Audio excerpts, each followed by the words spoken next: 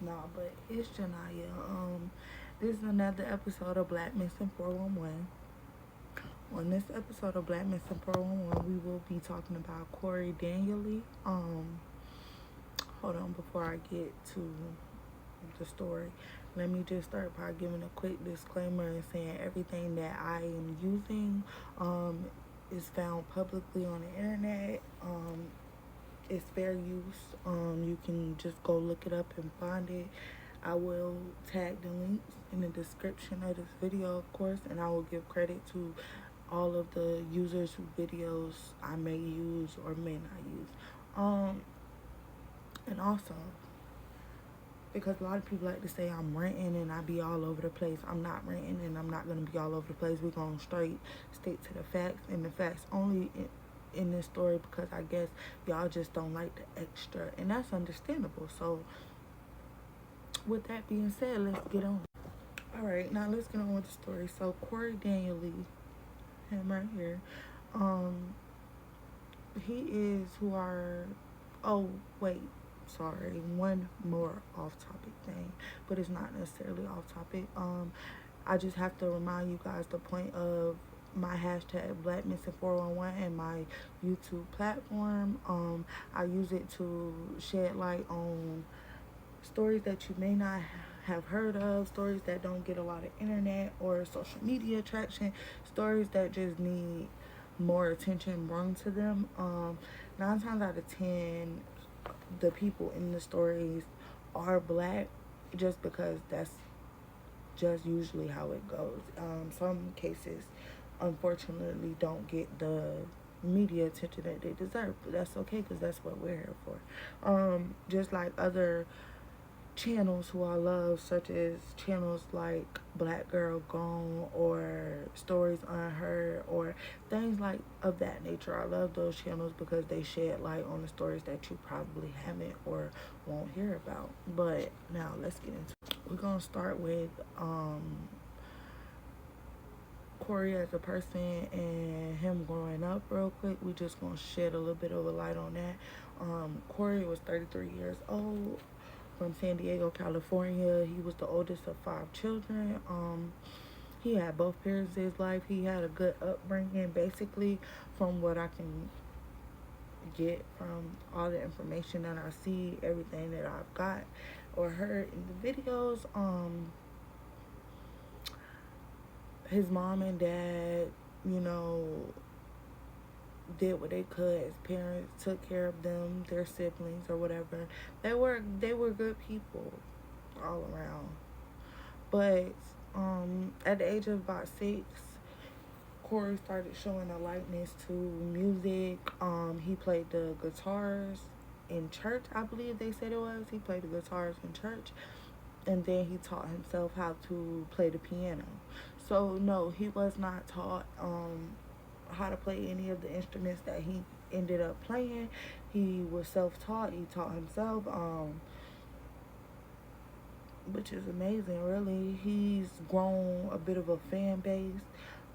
He goes by the rap name Crumb Dread, and he was doing a show or a tour, basically, and he had 3 shows scheduled that he was supposed to perform in 3 days in Carmen, California area, I'm guessing, which is where he initially went missing. All right, but yeah, it was said that he was last seen on August the 7th, 2023, which was his 33rd birthday, by his friend Zach Styles and supposedly a Dylan Thomas. But come to find out, he lied on Zach. His friend lied on Dylan, so Dylan never actually had anything to do and was never actually there. But supposedly, the story goes, Zach told Corey's mother when she inquired where her son was, which, hold on, let me back it up 1 second so I can get you guys a clear, straight shot. This is what happened, or supposedly, allegedly happened. Now, August the 7th, around 3 a.m., probably about 2 a.m., 2:50 or something, when everything really went down. He was with friends, his friend Zach Styles. I'll insert a picture of him. And he also was supposedly with a Dylan Thomas. But I'll get to that when it's time. Supposedly the story goes that they got into an altercation, Corey and Dylan, or one of the other friends who were around, the friend of his friend, because like I said, he was only in town to do his tours that were coming up. I guess in that area he had 3 shows to do on 3 separate nights, and this was in Kerman, California. They say that this area has like almond fields and like that type of scenery. Basically getting like the vibe of racism from all of the videos that I've seen. Like basically that's what they're inferring. Allegedly, like this area probably wouldn't have been the safest area for him due to the color of his skin. Like let's just be black and white about it, straight up. That's what I'm concluding out of everything that I see. But yeah, apparently he had got into an altercation. First it was an argument, then it went to like a physical altercation in which his shirt was ripped off, but that wasn't told until the end. He was just supposedly he walked out and walked down the road, or started walking down the road at 3 a.m. in the middle of the night by himself, no shirt on, some red sweatpants or whatever. And this is what his friend Zach let his mother know. And he kept Corey's phone. Zach had Corey's phone. Not only did he keep Corey's phone, the clothes that he had, apparently he had his mama, Corey's clothes that Zach had. He apparently had his mother wash his clothes. Now, why he had to wash his clothes, why she had to wash his clothes, I'm really not sure what the deal was with that.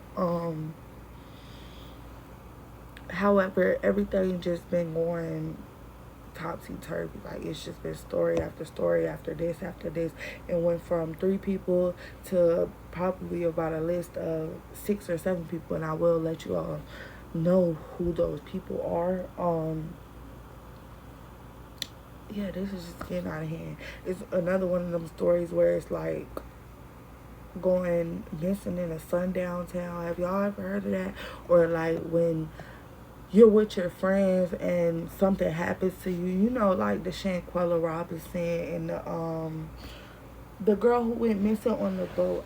Tamia Taylor, that's her name, because I'm gonna do a video on her, so I remember her name. But it's like you with your friends and then some weird shit happen, and then like now y'all trying to do some extra shit and cover up some shit, because why would you wash his clothes? Like, why would you get your mama to wash his clothes if nothing supposedly happened? And then why are you texting his mother off of his phone trying to like ping the address as if he's actually like, I don't know, it's just a bunch of crazy shit.